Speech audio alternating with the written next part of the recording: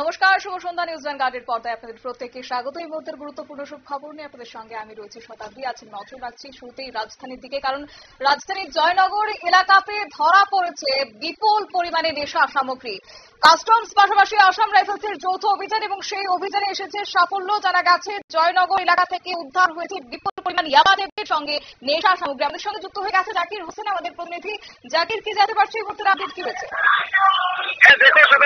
আজকে সন্ধ্যার সময় গোপন অভিযান চালাই কাস্টম এবং আসাম রাইফেলের যৌথভাবে একটা অভিযান চালায় দক্ষিণ জয়নগর অজয় কৃষ্ণ রায়ের বাড়িতে। যে বাড়িটি রয়েছে ঠিক দক্ষিণ জয়নগর যে মুক্তিপ্রাণ সংঘ যে ক্লাবটি রয়েছে, ক্লাবের পাশেই অজয় কৃষ্ণ রায়ের বাড়ি।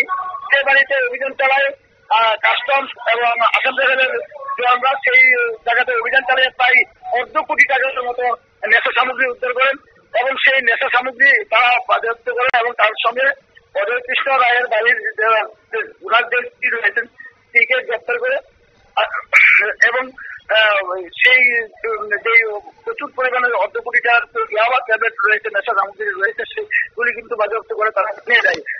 আরেকটা বিশেষ খবর যেটা আমরা জানতে পারলাম, এই অজয় কৃষ্ণ রায়কে মাস 6 আগে একবার গ্রেপ্তার করা হয়েছিল সেই নেশা সামগ্রী নিয়ে এবং সে জেলও কেটেছে।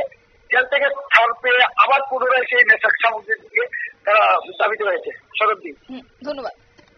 আপনারা শুনলেন, অর্থাৎ অভিযানে ধৃত অমর কৃষ্ণ রায় নামের এক কারবারি রয়েছে এবং যাকে আজ থেকে ঠিক 1 বছর আগেও সেই নেশা সামগ্রী কিংবা নেশার কারবারির সঙ্গে যুক্ত থাকার অভিযোগে তাকে গ্রেফতার করা হয়েছে। তবে বলাই বাহুল্য যে পুজো মরশুম এসে গেছে এবং তার আগে এই অভিযান একটা যথেষ্ট তাৎপর্যপূর্ণ ভূমিকা রাখবে বলে মনে করছেন সচেতন মহল। নিয়ে নিচ্ছে ছোট্ট একটি বিজ্ঞাপন বিরতি, সঙ্গে থাকুন।